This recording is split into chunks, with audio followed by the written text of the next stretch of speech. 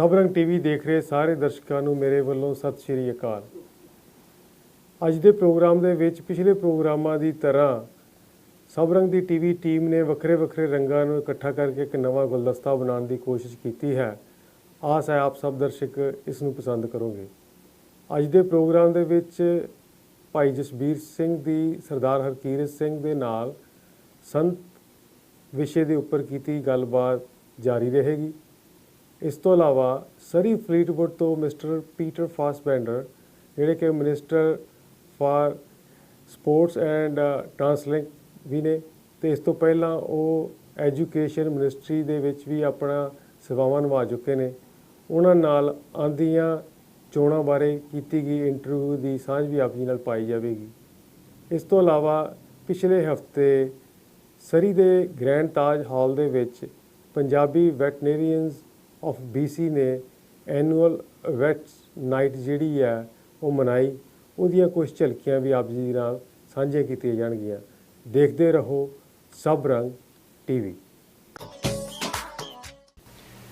ਪਰ ਜਿਵੇਂ ਤੁਸੀਂ ਗੁਣ ਦੱਸਿਆ ਇਹ ਤਾਂ ਬਿਲਕੁਲ ਕਿਸੇ ਵਿਰਲੇ ਇਨਸਾਨ 'ਚ ਹੀ ਹੋ ਸਕਦੇ ਆ। ਤੁਸੀਂ ਕੀ ਸਮਝਦੇ ਹੋ ਵੀ ਕੋਈ ਬੰਦਾ ਹੈ, ਕੋਈ ਇਨਸਾਨ ਸੰਤ ਬਣ ਸਕਦਾ ਜਾਂ ਹੈ ਕੋਈ ਜਾਂ ਹੋਇਆ ਪਿੱਛੇ? ਦੇਖੋ, ਅਸੀਂ ਜਿਹੜੀ ਸੇਧ ਗੁਰਬਾਣੀ ਤੋਂ ਲੈਣੀ ਆ। ਹਾਂਜੀ। ਔਰ ਗੁਰਬਾਣੀ ਸਾਨੂੰ ਕਹਿੰਦੀ ਹੈ ਕਿ ਗੁਰੂ ਦਾ ਮਕਸਦ ਹੀ ਇਹੀ ਆ ਕਿ ਸਧਾਰਨ ਮਨੁੱਖਾਂ ਤੋਂ ਦੇਵਤੇ ਬਣਾਉਣਾ। ਹਾਂਜੀ। ਜਿਵੇਂ ਆਸਾ ਕੀ ਵਾਰ ਦੀ ਅਸੀਂ ਗੱਲ ਕਰੀਏ ਸ਼ੁਰੂ ਵਿੱਚ ਹੀ। ਹਾਂਜੀ। ਇਹ ਫਰਮਾਇਆ ਦੇਵਤੇ ਕੀਏ ਕਿ ਬਲਿਹਾਰੀ ਗੁਰੂ ਆਪਣੇ ਦਿਹਾੜੀ ਸਦਵਾਰ ਜਿਨ ਮਾਨਸ ਦੇ ਦੇਵਤੇ ਕੀਏ ਕਰਤ ਨਾ ਲਾਗੀ ਵਾਰ। ਹਾਂਜੀ। ਸਮੁੱਚੀ ਬਾਣੀ ਦਾ ਮਕਸਦ ਹੀ ਮਨੁੱਖ ਨੂੰ ਸੰਤ ਬਣਾਉਣਾ। ਹਾਂਜੀ। ਦੂਜੇ ਸ਼ਬਦਾਂ ਗੁਰਸਿੱਖ ਬਣਾਉਣਾ। ਸੰਤ ਕਹਿ ਦਈਏ, ਗੁਰਸਿੱਖ ਕਹਿ ਲਈਏ। ਹਾਂਜੀ। ਔਰ ਗੁਰੂ ਸਾਹਿਬ ਜਦੋਂ ਪਰਿਭਾਸ਼ਾ ਦੱਸ ਰਹੇ ਆ ਕਿ ਜਦੋਂ ਪਹਿਲਾਂ ਗੱਲ ਕੀਤੀ ਸੀ ਕਿ ਸੰਤ ਰਹਿ ਸੁਣੋ ਮੇਰੇ ਭਾਈ, ਉਹ ਅੱਗੇ ਮਹਿਮਾ ਕਥਨ ਨਾ ਜਾਈ। ਫਿਰ ਸ਼ੁਰੂ ਵਿੱਚ ਆਖਿਆ ਸੀਗਾ ਕਿ ਆਠ ਵੈ ਨਿਕਟ ਕਰ ਜਾਣਾ ਪ੍ਰਭ ਕਾ ਕੀਆ ਮੀਠਾ। ਹੁਣ ਪ੍ਰਭੂ ਲਈ ਤੇ ਨਹੀਂ ਆਇਆ ਨਾ, ਵੀ ਵਿਅਕਤੀ ਹੋ ਸਕਦਾ ਜਿਹੜਾ ਕਿ ਅੱਠੇ ਪੈਰ ਰੱਬ ਨੂੰ, ਇਹ ਤੇ ਰੱਬ ਆਪਣੇ ਨੂੰ ਆਪਣੇ ਨੇੜੇ ਸਮਝੇ ਤੇ ਗੱਤਰਕ ਨਹੀਂ ਬਣਦਾ ਨਾ। ਹਾਂਜੀ ਹਾਂਜੀ। ਜਾਂ ਗੁਰੂ ਸਾਹਿਬ ਔਰਤਾਂ ਕੇ ਰਹਿਣ ਦਿਨ ਸਰਹਿ ਕਰਾਂਗਾ ਪ੍ਰਭੂ ਕੋ ਜਾਣੈ ਸਦ ਹੀ ਸੰਗਾ ਠਾਕੁਰ ਨਾਮ ਕੀਓ ਉਹਨੂੰ ਬਰਤਨ ਤ੍ਰਿਪਤ ਗਾਵਨ ਹਰ ਕੈ ਦਰਸ਼ਨ। ਹੁਣ ਇੱਥੇ ਅਸੀਂ ਇਹ ਤੇ ਨਹੀਂ ਕਹਿ ਸਕਦੇ ਕਿੰਨੀ ਖਿੱਚ ਤੂੰ ਕਰੀਏ ਕਿ ਨਹੀਂ ਇਹ ਵਿਅਕਤੀ ਨਹੀਂ ਹੋ ਸਕਦਾ। ਗੱਲ ਤੇ ਵਿਅਕਤੀ ਦੀ ਹੋ ਰਹੀ ਆ। ਜਿਹੜਾ ਰੱਬ ਨੇ ਵੀ ਸੁਧਾਰ ਕਰਨਾ ਹੁੰਦਾ ਉਹ ਵਿਅਕਤੀਆਂ ਰਾਹੀਂ ਕਰਨਾ। ਠੀਕ। ਸਾਡੇ ਗੁਰੂ ਸਾਹਿਬਾਨ ਵੀ ਜਿਹੜੇ ਆ ਉਹਨਾਂ ਨੇ ਸਰੀਰਾਂ ਨਾਲ ਨਹੀਂ ਜੁੜੇ। ਆਖਿਆ ਕਿ ਸਰੀਰਾਂ ਨਾਲ ਜੁੜੋ। ਜਦੋਂ ਆਏ ਆ ਅਸੀਂ ਉਹਨੂੰ ਗੁਰੂ ਕਹਿੰਦੇ ਆ, ਸਾਡੇ ਗੁਰੂ ਸਾਹਿਬਾਨ ਆ, ਅਸੀਂ ਉਹਨਾਂ ਨੂੰ ਇਹ ਸ਼ਬਦ ਵਰਤਦੇ ਆ। ਉਹ ਦੇਹ ਵਿੱਚ ਹੀ ਸੀ। ਬਿਲਕੁਲ। ਪਰ ਉਹਨਾਂ ਨੇ ਇਹ ਨਹੀਂ ਆਖਿਆ ਵੀ ਦੇਹ ਸਰੀਰ ਦੇਹ ਦੀ ਪੂਜਾ ਨਹੀਂ, ਜੋ ਮੈਂ ਕਹਿ ਰਿਹਾ ਉਹਦੀ ਪੂਜਾ ਕਰੋ, ਉਹਨੂੰ ਮੰਨੋ। ਨਾ ਕਿ ਮੈਨੂੰ ਮੰਨਣ ਨਾਲ, ਮੈਨੂੰ ਮੱਥਾ ਟੇਕਣ ਨਾਲ ਕੁਝ ਨਹੀਂ ਹੋਣ ਲੱਗਾ। ਜਦੋਂ ਮੇਰੀ ਗੱਲ ਮੰਨੋਗੇ ਉਸ ਗੱਲ ਨੂੰ ਮੰਨਿਆ ਹੀ ਤੁਹਾਡੇ ਜੀਵਨ ਵਿੱਚ ਤਬਦੀਲੀ ਆਉਣੀ ਆ। ਸੱਜਣ ਠੱਗ ਦੀ ਉਦਾਹਰਨ ਲੈ ਲਈਏ। ਸੱਜਣ ਠੱਗ ਸ਼ਬਦ ਵਰਤ ਲੈਂਦੇ ਆ ਮਜਬੂਰੀ ਵਿੱਚ, ਪਰ ਉਹ ਬਾਅਦ ਸੱਜਣ ਹੀ ਬਣ ਗਿਆ। ਪਹਿਲਾਂ ਜ਼ਰੂਰ ਠੱਗ ਸੀਗਾ, ਪਰ ਜਦੋਂ ਗੁਰਸਿੱਖ ਬਣਿਆ ਉਹ ਸੱਜਣ ਹੀ ਸੀਗਾ। ਪਰ ਇਤਿਹਾਸ ਜਿਹੜਾ ਉਹ ਕਈ ਵਾਰਾਂ ਬੰਦੇ ਦਾ ਜਿਹੜਾ ਬੀਤਿਆ ਸਮਾਂ ਉਹ ਨਾਲ ਲੈ ਕੇ ਤੁਰਦਾ। ਬਿਲਕੁਲ। ਇਸ ਲਈ ਉਹਦੀ ਪਛਾਣ ਬਣ ਗਈ। ਅਸੀਂ ਜਦੋਂ ਗੱਲ ਕਰਦੇ ਹਾਂ ਤੇ ਅਸੀਂ ਸੱਜਣ ਠੱਗ ਸ਼ਬਦ ਵਰਤ ਲੈਂਦੇ ਹਾਂ। ਉਹਨੇ ਗੁਰੂ ਸਾਹਿਬ ਨੂੰ ਦੇਖਿਆ, ਦੇਖਣ ਨਾਲ ਤਬਦੀਲੀ ਨਹੀਂ ਆਈ। ਸਰੀਰ ਤਾਂ ਗੁਰੂ ਦਾ ਸੀਗਾ, ਪਰ ਜਦੋਂ ਉਹਨੇ ਗੁਰੂ ਦਾ ਵਚਨ ਸੁਣਿਆ, ਗੁਰੂ ਦਾ ਉਪਦੇਸ਼ ਸੁਣਿਆ, ਗੁਰੂ ਦੀ ਮੱਤ ਲਈ, ਉਹਦੇ ਅੰਦਰ ਤਬਦੀਲੀ ਆਈ। ਗੁਰੂ ਸ਼ਬਦ ਸੁਣਿਆ, ਉਹਨੂੰ ਸ਼ਬਦ ਜੀ ਕੇ ਜਾਂ ਬਿਲਕੁਲ। ਇਸ ਲਈ ਗੁਰੂ ਨੇ ਬਾਣੀ ਵਿੱਚ ਵੀ ਕਹਿ ਦਿੱਤਾ ਆ ਕਿ ਡਿਠੈ ਮੁਕਤ ਨਾ ਹੋਵੇ ਜੇ ਜਦ ਸ਼ਬਦ ਨਾ ਕਰੇ ਵਿਚਾਰ। ਇਸ ਲਈ ਵਿਅਕਤੀ ਜਿਹੜੇ ਹੁਣ ਸਤਸੰਗ ਕਰਦੇ ਆ, ਅਸੀਂ ਅਰਦਾਸ ਨੂੰ ਨਿਤ ਮੰਗਦੇ ਆ ਕਿ ਸਹੀ ਪਿਆਰੇ ਮੇਲ ਜਿਨ੍ਹਾਂ ਮਿਲਿਆ ਤੇਰਾ ਨਾਮ ਚਿਤ ਆਵੈ। ਮੰਗਦੇ ਬੰਦਿਆਂ ਦੀ ਕਰਦੇ ਆ ਨਾ। ਬੰਦੇ ਜਿਹੜੇ ਆ ਉਹਨਾਂ ਅੰਦਰ ਜਿਹੜੇ ਸਾਡੇ ਇਤਿਹਾਸ ਵਿੱਚ ਵੀ ਆ ਅਸੀਂ ਦੇਖਦੇ ਆ ਕਿ ਉਹ ਬੰਦੇ ਹੀ ਜਿਹੜੇ ਵਿਚਰੇ ਆ। ਗੁਰੂ ਨਾਨਕ ਸਾਹਿਬ ਦੀ ਉਦਾਹਰਨ ਲੈ ਲਈਏ, ਅਸੀਂ ਉਹਨੂੰ ਰੱਬ ਰੂਪ ਕਹਿੰਦੇ ਆ। ਇਹ ਨਹੀਂ ਕਿ ਉਹਨਾਂ ਦਾ ਸਰੀਰ ਰੱਬ ਰੂਪ ਸੀਗਾ, ਉਹਨਾਂ ਦੇ ਜਿਹੜੇ ਗੁਣ ਸੀ, ਉਹਨਾਂ ਦਾ ਜਿਹੜਾ ਕਰੈਕਟਰ ਸੀਗਾ। ਔਰ ਗੁਰਬਾਣੀ ਗਵਾਹੀ ਭਰਦੀ ਆ ਕਿ ਸੋਈ ਸੰਤ ਜੋ ਭਾਵੈ ਰਾਮ ਸੰਤ ਗੋਬਿੰਦ ਕੈ ਏਕੈ ਕਾਮ। ਕਿ ਜਦੋਂ ਸੰਤ ਉਹ ਆ ਜਿਹੜਾ ਰੱਬ ਨੂੰ ਭਾ ਜਾਂਦਾ, ਰੱਬ ਦੀ ਰਜ਼ਾ ਨੂੰ ਸਮਝਦਾ, ਉਹਦੇ ਗੁਣਾਂ ਨੂੰ ਪ੍ਰੈਕਟੀਕਲੀ ਅਮਲੀ ਰੂਪ ਵਿੱਚ ਅਪਣਾ ਲੈਂਦਾ, ਔਰ ਫਿਰ ਉਹਦਾ ਕਰਤੱਵ ਰੱਬ ਦਾ ਕਰਤੱਵ ਬਣ ਜਾਂਦਾ। ਔਰ ਸਾਡੇ ਸਾਹਮਣੇ ਗੁਰੂ ਸਾਹਿਬਾਨ ਦੀਆਂ ਉਦਾਹਰਨਾਂ ਕਿ ਜਿਨ੍ਹਾਂ ਨੇ ਅਸੀਂ ਰੱਬ ਨਹੀਂ ਵੇਖਿਆ, ਕਿਉਂਕਿ ਰੱਬ ਦਾ ਰੂਪ ਰੰਗ ਆਕਾਰ ਕੁਛ ਨਹੀਂ।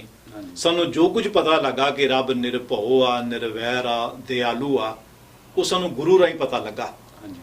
ਔਰ ਗੁਰੂ ਦੇ ਜੀਵਨ ਵਿੱਚੋਂ ਸਾਨੂੰ ਉਹਦੀ ਪ੍ਰਤੱਖ ਝਲਕ ਮਿਲੀ ਆ। ਹਾਂਜੀ। ਕਿ ਗੁਰੂ ਜਿਹੜਾ ਉਹ ਨਿਰਵੈਰ ਆ, ਉਹਦਾ ਕਿਸੇ ਨਾਲ ਵੈਰ ਭਾਵਨਾ ਨਹੀਂ। ਗੁਰੂ ਸਾਹਿਬ ਬਾਣੀ ਵੀ ਖਿਆਲ ਦਿੰਦੇ ਆ, ਕਹਿੰਦੇ ਕਿ ਸਭ ਕੋ ਮਿਤ ਆਪਣ ਕੀਨਾ ਹਮ ਸਭਨਾ ਕੇ ਸਾਜਤ ਦੂਰ ਬਰਾਇਓ ਮਨ ਕਾ ਬਿਹਤਮ ਮੇਲ ਕਿਉ ਮੇਰੇ ਰਾਜਨ। ਤੇ ਗੁਰੂ ਸਾਹਿਬ ਨੂੰ ਪੁੱਛੀਏ ਮਹਾਰਾਜ ਤੁਹਾਡੇ ਦੁਸ਼ਮਣ ਨਹੀਂ, ਜਿਨ੍ਹਾਂ ਤੁਹਾਨੂੰ ਤਤੀ ਤਵੇ ਤੇ ਬਿਠਾਇਆ ਉਹ ਕੋਈ ਸੱਜਣ ਸੀਗੇ? ਤੇ ਮਹਾਰਾਜ ਕਹਿੰਦੇ ਵੀ ਮੇਰੇ ਮਨ ਵਿੱਚ ਉਹਨਾਂ ਪ੍ਰਤੀ ਕੋਈ ਦੁਸ਼ਮਣ ਵਾਲਾ ਭਾਵ ਨਹੀਂ, ਉਹ ਮੈਨੂੰ ਦੁਸ਼ਮਣ ਸਮਝਦੇ ਆਏ, ਉਹਨਾਂ ਤੇ ਨਿਰਭਰ ਕਰਦਾ। ਸਾਡਾ ਆਪਣੇ ਆਪ ਤੇ ਕੰਟਰੋਲ ਹੋ ਸਕਦਾ, ਦੂਜਿਆਂ ਤੇ ਨਹੀਂ। ਗੁਰੂ ਸਾਹਿਬ ਕਹਿੰਦੇ ਆ ਤੁਸੀਂ ਆਪਣੇ ਮਨ ਵਿੱਚ ਕਿਸੇ ਪ੍ਰਤੀ ਇਹ ਵੈਰ ਭਾਵਨਾ ਨਾ ਲਿਆਓ, ਦੂਜਾ ਸੋਚਦਾ ਇਹ ਉਹਦੇ ਤੇ ਨਿਰਭਰ ਕਰਦਾ। ਇਸ ਲਈ ਜਿਹੜਾ ਸੰਤ ਜਿਹੜੇ ਆ ਸਾਡੇ ਗੁਰੂ ਸਾਹਿਬਾਨ ਸ੍ਰੇਸ਼ਟ ਸੰਤਾਂ ਦਾ ਰੂਪ ਬਾਣੀ ਜਾਂ ਪਹਿਲਾਂ ਅਸੀਂ ਸ਼ੁਰੂ ਵਿੱਚ ਗੱਲ ਕਰ ਆਏ ਆ ਕਿ ਸੰਤ ਸ਼ਬਦ ਗੁਰਬਾਣੀ ਚ ਗੁਰੂ ਲਈ ਵੀ ਆਇਆ, ਇਹ ਠੀਕ ਹੈ ਰੱਬ ਲਈ ਵੀ ਆਇਆ ਆ। ਇੱਥੇ ਮੈਂ ਇੱਕ ਪ੍ਰਮਾਣ ਦਾ ਜ਼ਿਕਰ ਕਰ ਦੇਵਾਂ, ਜਿਹੜੇ ਕਿ ਕਈ ਵੀਰ ਐਸੇ ਜਿਹੜੇ ਇੱਥੇ ਸਮਝਦੇ ਆ ਕਿ ਰੱਬ ਲਈ ਆਇਆ, ਔਰ ਉਹ ਕਹਿੰਦੇ ਆ ਕਿ ਜੇ ਦੱਸਿਆ ਹੋਇਆ ਕਿ ਜਿਨ੍ਹਾਂ ਸਾਸ ਗਰਾਸ ਨਾ ਵਿਸਰੈ ਹਰ ਨਾਮਾ ਮਨ ਮੰਤ ਧਨ ਸੇ ਸਈ ਨਾਨਕਾ ਪੂਰਨ ਸੋਈ ਸੰਤ। ਸੰਤ ਭਗਤ ਹਰ ਨਾਮ ਅਰਾਧ ਹੈ, ਉਹ ਵੀ ਮਨੁੱਖਾਂ ਹੀ ਆ ਜਿਹੜੇ ਅਰਾਧ ਦੇ ਨੇ। ਇੱਥੇ ਵੀ ਜਿਹੜੇ ਉਹ ਲੈਂਦੇ ਵੀ ਸਤ ਕਹਿੰਦੇ ਵੀ ਤੱਤੇ ਨੂੰ ਔਂਕੜ ਲੱਗਾ ਹੋਇਆ, ਇਸ ਲਈ ਜਿਹੜਾ ਇੱਕ ਵਚਨ ਆ ਇਹ ਰੱਬ ਲਈ ਆਇਆ। ਪਰ ਇੱਥੇ ਰੱਬ ਦੀ ਗੱਲ ਨਹੀਂ ਹੋ ਰਹੀ, ਇੱਥੇ ਸੰਤ ਦੀ ਪਰਿਭਾਸ਼ਾ ਦੱਸੀ ਜਾ ਰਹੀ ਆ। ਔਰ ਕਈ ਥਾਈਂ ਸੰਤ ਸ਼ਬਦ ਔਂਕੜ ਨਾਲ ਆਇਆ, ਜਿੱਥੇ ਇਹ ਗੁਰੂ ਲਈ ਆਇਆ। ਇਹ ਠੀਕ ਹੈ ਰੱਬ ਲਈ ਵੀ ਆਇਆ, ਪਰ ਗੁਰੂ ਲਈ ਵੀ ਆਇਆ, ਗੁਰਸਿੱਖਾਂ ਲਈ ਵੀ ਆਇਆ। ਇਸ ਲਈ ਸਾਨੂੰ ਜਿਹੜੀ ਇੰਨੀ ਖਿੱਚਤੂ ਕਰਨ ਦੀ ਲੋੜ ਨਹੀਂ ਕਿ ਅਸੀਂ ਸੱਚਾਈ ਤੋਂ ਮੁਨਕਰ ਹੋ ਜਾਈਏ। ਆਪਾਂ ਗੁਰਬਾਣੀ ਅਨੁਸਾਰ ਤੁਸੀਂ ਬੜਾ ਖੁੱਲ੍ਹ ਕੇ ਦੱਸਿਆ ਵੀ ਸੰਤ ਕਿਹਨੂੰ ਕਹਿੰਦੇ ਆ, ਗੁਣਾਂ ਦਾ ਨਾਮ ਹੈ। ਪਰ ਜਿਹੜੇ ਅਜੋਕੇ ਕਈ ਜਿਵੇਂ ਕਿੰਨੇ ਵੀ ਪਹਿਰਾਵਾ ਪਾਇਆ ਹੁੰਦਾ ਉਹਨਾਂ ਨੇ ਇੱਕ ਵੱਖਰਾ ਆਮ ਲੋਕਾਂ ਨਾਲੋਂ, ਜਾਂ ਉਹ ਲੋਕ ਸੰਤ ਸ਼ਬਦ ਦਾ ਇਸਤੇਮਾਲ ਆਪਣੇ ਨਾਂ ਨਾਲ ਕਰਦੇ ਨੇ, ਜਾਂ ਕਈ ਵਾਰੀ ਲੋਕ ਵੀ ਸੰਗਤਾਂ ਵੀ ਕਹਿੰਦੇ ਨੇ ਸੰਤ ਆ ਗਏ, ਸੰਤਾਂ ਨਾਲ ਦੀਵਾਨ ਲੱਗਣਾ ਹੈਗਾ। ਕੀ ਇਹ ਠੀਕ ਹੈ? ਆਪਣੇ ਮਤਲਬ ਐਂ ਕਹਿਣਾ ਚਾਹੀਦਾ ਕਿਸੇ ਇਨਸਾਨ ਨੂੰ? ਦੇਖੋ ਜਾਂ ਉਹ ਗੁਣ ਕਿਵੇਂ ਪਰਖੀ ਉਹਨਾਂ ਦੇ, ਵੀ ਗੁਣ ਤਾਂ ਆਮ ਲੋਕਾਂ ਨੇ ਪਰਖੇ ਨਹੀਂ ਹੁੰਦੇ ਵੀ ਕੀ ਚ ਹੈਗੇ ਗੁਣ ਉਹ, ਪਰ ਆਪਾਂ ਦੇਖੋ ਦੇਖੀ ਕਹਿ ਦਿੰਦੇ ਆ ਸੰਤਾਂ ਦੇ ਦੀਵਾਨ ਲੱਗਣੇ ਆ, ਸੰਤ ਆ ਰਹੇ ਆ ਜੀ। ਪਹਿਲਾਂ ਕਿਵੇਂ ਪਰਖੀ ਦੀ ਗੱਲ ਹੀ ਸ਼ੁਰੂ ਕਰ ਲੈਂਦੇ ਆ। ਹਾਂਜੀ। ਭਾਈ ਗੁਰਦਾਸ ਦਾ ਮੈਨੂੰ ਇੱਕ ਬਿਦ ਚੇਤੇ ਆ ਗਿਆ। ਹਾਂਜੀ। ਕਿਉਂਕਿ ਸਮੱਸਿਆ ਉਦੋਂ ਵੀ ਸੀ, ਲੋਕੀ ਜਿਹੜੇ ਆ ਭੇਖ ਨਾਲ ਜੁੜੇ ਹੋਏ ਸੀ। ਹਾਂਜੀ। ਔਰ ਭੇਖ ਧਾਰਨ ਕਰਕੇ ਹੀ ਜਿਹੜਾ ਲੋਕਾਂ ਨੂੰ ਗੁੰਮਰਾਹ ਕਰਦੇ ਸੀ। ਇਹ ਨਵੀਂ ਸਮੱਸਿਆ ਨਹੀਂ, ਬਹੁਤ ਪੁਰਾਣੀ ਸਮੱਸਿਆ ਕਿ ਲੋਕੀ ਧਾਰਮਿਕ ਪਹਿਰਾਵੇ ਵਿੱਚ ਲੋਕਾਂ ਨੂੰ ਅਕਸਰ ਗੁੰਮਰਾਹ ਕਰਦੇ ਆਏ ਆ, ਅੱਜ ਵੀ ਕਰ ਰਹੇ ਆ। ਹਾਂਜੀ। ਕਿਉਂਕਿ ਸਭ ਤੋਂ ਜ਼ਿਆਦਾ ਗੁੰਮਰਾਹ ਕਰਨਾ ਦਾ ਢੰਗ ਇਹ ਬੜਾ ਸੌਖਾ ਆਮ ਮਨੁੱਖ ਜਿਹੜਾ ਪ੍ਰਭਾਵਿਤ ਹੋ ਜਾਂਦਾ। ਭਾਈ ਗੁਰਦਾਸ ਦੇ ਸਾਹਮਣੇ ਵੀ ਜਦੋਂ ਇਹ ਸਵਾਲ ਆਇਆ, ਕਿਉਂਕਿ ਗੁਰੂ ਸਾਹਿਬਾਨ ਦੇ ਪੈਰਲਲ ਵੀ ਕਈ ਗੁਰੂਕੁਲ ਨਾਲ ਸੰਬੰਧਿਤ ਰੱਖਣ ਵਾਲੇ ਜਿਹੜੇ ਆ ਉਹ ਗੱਦੀਆਂ ਲਾ ਕੇ ਬੈਠੇ ਹੋਏ ਸੀ। ਹਾਂਜੀ। ਉਹਨਾਂ ਨੇ ਦੋ ਕੋਈ ਉਦਾਹਰਨ ਦੇ ਕੇ ਸਮਝਾਇਆ। ਕਹਿੰਦੇ ਜੈਸੇ ਚੂਨੋ ਖਵਾਨ ਸਵੇਤ ਏਕ ਸੇ ਦਿਖਾਈ ਦੇਤ। ਹਾਂਜੀ। ਕਿ ਖੰਡ ਤੇ ਆਟਾ ਜਿਹੜਾ ਦੋਵਾਂ ਦੇ ਰੰਗ ਚਿੱਟੇ ਆ, ਸਫੈਦ ਰੰਗ ਆ। ਹਾਂਜੀ। ਕਈ ਵਾਰ ਭੁਲੇਖਾ ਪੈ ਜਾਂਦਾ ਵੀ ਇਹ ਖੰਡ ਆ ਕਿ ਆਟਾ। ਹਾਂਜੀ। ਪਰ ਕਹਿੰਦੇ ਆ ਜਦੋਂ ਚੱਕ ਕੇ ਵੇਖੀਏ ਫਿਰ ਭੁਲੇਖਾ ਨਹੀਂ ਰਹਿੰਦਾ। ਹਾਂਜੀ। ਜਦੋਂ ਆਪਣੇ ਜੇਬਾਂ ਨਾਲ ਛੁਆਈਏ ਹਾਂਜੀ ਤਾਂ ਝਟ ਪਤਾ ਲੱਗ ਜਾਂਦਾ ਵੀ ਇਹ ਖੰਡ ਨਹੀਂ, ਇਹ ਆਟਾ। ਦੂਜੀ ਉਦਾਹਰਨ ਦਿੰਦੇ ਆ ਕਿ ਜੈਸੇ ਪੀਤ ਵਰ ਨਹੀਂ ਹੈ ਮਾਰ ਪੀਤਰ ਹੋਏ ਪਾਈਆ ਤੋਂ ਮਹਿਦ ਪਾਰ ਖਾਦ ਅਗਰ ਰਾਖੀ ਹੈ। ਪਿੱਤਲ ਅਤੇ ਸੋਨਾ ਦੋਵੇਂ ਪੀਲੇ ਰੰਗ ਦੇ ਆ। ਹਾਂਜੀ। ਜਿਹੜਾ ਨਾੜੀ ਮਨੁੱਖਾ ਕਿਵੇਂ ਉਹਨੂੰ ਪਤਾ ਨਹੀਂ ਲੱਗਦਾ ਵੀ ਇਹ ਸੋਨਾ ਕਿ ਪਿੱਤਲ ਆ। ਹਾਂਜੀ। ਪਰ ਜਿਹੜਾ ਸੁਨਿਆਰਾ ਜਾਂ ਹੋਰ ਪਾਰਖੂ ਵਿਅਕਤੀ ਆ ਉਹਦੇ ਕੋਲ ਜਾਊਗਾ ਝਟ ਦੱਸ ਦੂਗਾ ਵੀ ਆ ਪਿੱਤਲ ਆ ਤੇ ਆ ਸੋਨਾ। ਹਾਂਜੀ। ਫਿਰ ਤੀਜੀ ਉਦਾਹਰਨ ਦਿੰਦੇ ਆ ਕਿ ਜੈਸੇ ਕਊਆ ਕੋਕਲਾ ਹੈ ਦੋਨੋਂ ਖੱਗ ਸ਼ਿਆਮ ਤਨ। ਕਾਂ ਦੇ ਕੋਲ ਦੋਨੋਂ ਕਾਲੇ ਰੰਗ ਦੇ ਆ। ਹਾਂਜੀ। ਪਰ ਕਹਿੰਦੇ ਜਦੋਂ ਬੋਲਦੇ ਆ, ਕੋਇਲ ਬੋਲਦੀ ਆ ਤੇ ਉਹਦੀ ਜਿਹੜੀ ਮਿਠਾਸ ਕੰਨਾਂ ਨੂੰ ਭਾਉਂਦੀ ਆ। ਹਰ ਕੋਈ ਸੁਣਨਾ ਚਾਹੁੰਦਾ ਕਿ ਹੋਰ ਬੋਲੇ, ਪਰ ਜਦੋਂ ਕਾਂ ਕਾਂ ਕਰਦਾ ਕਿਸੇ ਨੂੰ ਚੰਗਾ ਨਹੀਂ ਲੱਗਦਾ। ਫਿਰ ਅਖੀ ਵੀ ਜਿਹੜੀ ਗੱਲ ਸਮਝਾਉਣ ਲਈ ਉਦਾਹਰਨਾਂ ਦਿੰਦੇ ਆ, ਦ੍ਰਿਸ਼ਟਾਂਤ ਦੇ ਰਹੇ ਆ, ਉਹਦੀ ਗੱਲ ਕਰਦੇ ਆ। ਕਹਿੰਦੇ ਆ ਕਿ ਤੈਸੇ ਸਾਧ ਅਸਾਧ ਚੇਨ ਕੈ ਸਮਾਨ ਹੋਤ। ਕਿਸੇ ਤਰ੍ਹਾਂ ਅਕਸਰ ਬਾਹਰੋਂ ਦੇਖਣ ਨੂੰ ਜਿਹੜੇ ਸਾਧ ਆ, ਗੁਰਮੁਖ ਬੰਦੇ ਆ, ਸੰਤ ਜਾਨਾ, ਉਹ ਜਿਹੜੇ ਅਸੰਤ ਆ, ਇਹ ਦੇਖਣ ਨੂੰ ਕਈ ਵਾਰ ਇੱਕੋ ਜਿਹੇ ਲੱਗਦੇ ਆ। ਹਾਂਜੀ।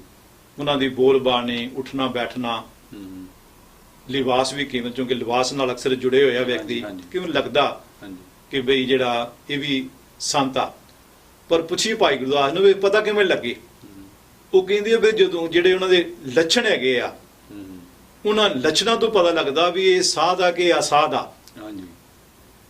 ਹੁਣ ਜਿਹੜੇ ਸਾਧੂ ਕਹਾਉਣੇ, ਸੰਤ ਕਹਾਉਣ ਵਾਲੇ ਨਫ਼ਰਤ ਫੈਲਾਉਂਦੇ ਆ, ਲੋਕਾਂ ਨੂੰ ਧਰਮ ਦੇ ਨਾਂ ਤੇ, ਰੱਬ ਦੇ ਨਾਂ ਤੇ ਲੜਾਉਂਦੇ ਆ, ਵਹਿਮਾਂ ਭਰਮਾਂ ਵਿੱਚ ਲੋਕਾਂ ਨੂੰ ਪਾ ਕੇ ਜਿਹੜੀ ਆਪਣੀ ਜੇਬਾਂ ਭਰਨ ਵਿੱਚ ਹੀ ਜਿਹੜੀ ਆ ਉਹ ਰੁਚੀ ਲੈ ਰਹੇ ਆ, ਜਿਨ੍ਹਾਂ ਦਾ ਧਾਰਮਿਕ ਲੋਕੀ ਧਰਮੀ ਬਣਨ ਇਹਨਾਂ ਵਿੱਚ ਕੋਈ ਰੁਚੀ ਨਹੀਂ। ਹਾਂਜੀ। ਕਿ ਮਨੁੱਖਾਂ ਦਾ ਆਚਰਨ ਉੱਚਾ ਹੋਵੇ, ਕਰੈਕਟਰ ਬਣਾਉਣ, ਉਹਨਾਂ ਨੂੰ ਇਹਨਾਂ ਗੱਲਾਂ ਨਾਲ ਕੋਈ ਸਰੋਕਾਰ ਨਹੀਂ। ਉਹਨਾਂ ਨੂੰ ਸਰੋਕਾਰ ਆ ਤਾਂ ਵੱਧ ਤੋਂ ਵੱਧ ਉਹਨਾਂ ਦੇ ਚੇਲੇ ਕਿਵੇਂ ਬਣਨ, ਉਹਨਾਂ ਦਾ ਪ੍ਰਭਾਵ ਕਿਵੇਂ, ਇਸ ਲਈ ਉਹ ਕਈ ਤਰ੍ਹਾਂ ਦੇ ਹੱਥਕੰਡੇ ਅਪਣਾਉਂਦੇ ਆ। ਹਾਂਜੀ। ਪਰ ਜਿਨ੍ਹਾਂ ਦੇ ਮਨ ਵਿੱਚ ਇਹ ਮੇਰਾ ਚੇਲਾ, ਇਹ ਮੇਰਾ ਚੇਲਾ ਨਹੀਂ, ਇਹ ਦੂਜੇ ਦਾ। ਹਾਂਜੀ। ਜੇ ਤੁਸੀਂ ਉਹਨਾਂ ਨੂੰ ਨਮਸਕਾਰ ਕੀਤੀ ਤਾਂ ਖਿਡਾਉਂਦੇ ਆ, ਜੇ ਨੀਮ ਫਤਿਹ ਬੁਲਾਤੀ ਤਾਂ ਮੱਥੇ ਵੱਟ ਪਾ ਲੈਂਦੇ ਆ। ਹਾਂਜੀ। ਜੇ ਤੁਸੀਂ ਸੰਤ ਤਾਂ ਭਾਈ ਸਾਹਿਬ ਕਹਿ ਦਿੱਤਾ ਤੇ ਉਹ ਉਹਨਾਂ ਦਾ ਪਾਰਾ ਅਸਮਾਨੀ ਚੜ ਜਾਂਦਾ। ਬਿਲਕੁਲ। ਹਾਂਜੀ। ਇਹਨਾਂ ਗੱਲਾਂ ਤੋਂ ਝਟ ਪਤਾ ਲੱਗ ਜਾਂਦਾ ਕਿ ਸੱਚਾ ਮਨੁੱਖ ਆ ਕਿ ਇਹ ਝੂਠਾ। ਇਸ ਲਈ ਗੁਰਬਾਣੀ ਵੀ ਸਾਨੂੰ ਦੱਸਦੀ ਆ ਕਿ ਜਿਵੇਂ ਪਹਿਲਾਂ ਹੀ ਗੱਲ ਕੀਤੀ ਆ ਕਿ ਸਹਿੰਤ ਰਾਤ ਸੁਣੋ ਮੇਰੇ ਭਾਈ, ਉਹ ਆ ਕਿ ਮਹਿਮਾ ਕਥਨ ਨਾ ਜਾਈਓ। ਫਿਰ ਦਸੀ ਉਹਨਾਂ ਦੀ ਸਾਰੇ ਸ਼ਬਦ ਵਿੱਚ ਕਿ ਉਹਨਾਂ ਦੇ ਆਹ ਗੁਣ ਹੈਗੇ ਆ। ਸੰਸਕ੍ਰਿਤੀ ਦੇ ਸ਼ਲੋਕਾਂ ਵਿੱਚ 6 ਗੁਣ ਦੱਸੇ ਹੋਏ ਆ। ਮੰਤਰੰ ਰਾਮ ਰਾਮ ਨਾਮੰ ਧਿਆਨ ਸਰਵਤਰ ਪੂਰਨ ਹੈ, ਇਹ ਜਿਹੜਾ ਸ਼ਲੋਕ ਆ ਇਹਦੇ ਅੱਖੀ ਵੀ ਦੱਸਿਆ ਹੈ ਕਿ ਜਿਹੜੇ ਆ 6 ਗੁਣ ਹੈਗੇ ਆ, ਜਿਹਦੇ ਵਿੱਚ ਵੀ ਇਹ ਗੁਣ ਹੈਗੇ ਆ, ਉਹ ਸਹੀ ਅਰਥਾਂ ਵਿੱਚ ਪੂਰਨ ਮਨੁੱਖ ਆ, ਸਾਧੂ ਆ, ਗੁਰਮੁਖ ਆ, ਸੰਤ ਆ। ਜਿਨ੍ਹਾਂ ਸਾਡੇ ਦੂਜੀ ਗੱਲ ਇਹ ਹੈ ਕਿ ਗੁਰਸਿੱਖੀ ਵਿੱਚ ਜਿਹੜੇ ਐਸੇ ਵਿਅਕਤੀ ਜਿਨ੍ਹਾਂ ਕੋਲ ਸੱਚਮੁੱਚ ਗੁਰੂ ਦੀ ਮੱਤ ਆ, ਉਹਨਾਂ ਲਈ ਗੁਰਸਿੱਖ ਸ਼ਬਦ ਹੀ ਵਰਤਿਆ ਗਿਆ, ਸੰਤ ਸ਼ਬਦ ਨਹੀਂ ਵਰਤਿਆ ਗਿਆ। ਇਹ ਪਤਾ ਨਹੀਂ ਕਿਉਂ ਅੱਜ ਜਿਹੜੇ ਲੋਕ ਆ, ਐਸੇ ਸੱਜਣ ਜਿਹੜੇ ਆ, ਉਹਨਾਂ ਨੂੰ ਗੁਰਸਿੱਖ ਜਾਂ ਭਾਈ ਸ਼ਬਦ ਤੋਂ ਘਿਰਣਾ ਹੋ ਗਈ ਆ, ਔਰ ਉਚੇਚੇ ਤੌਰ ਤੇ ਸੰਤ ਲਕੋ ਲਾਉਣ ਵਿੱਚ ਵੀ ਵਡਿਆਈ ਸਮਝਦੇ ਆ। ਜਦ ਕਿ ਸਾਡਾ ਇਤਿਹਾਸ ਜਿਹੜਾ 19ਵੀਂ ਸਦੀ ਦੇ ਪਹਿਲੇ ਦਹਾਕੇ ਵਿੱਚ ਇਹ ਸ਼ਬਦ ਵਰਤਣਾ ਸ਼ੁਰੂ ਹੋਇਆ, ਇਸ ਤੋਂ ਪਹਿਲਾਂ ਕਿਸੇ ਸਿੱਖ ਨਾਲ ਸੰਤ ਸ਼ਬਦ ਨਹੀਂ ਲੱਗਾ। ਤਾਂ ਕੀ ਅਸੀਂ ਸੋਚੀਏ ਪਹਿਲਾਂ ਕੋਈ ਸੰਤ ਨਹੀਂ ਹੋਇਆ?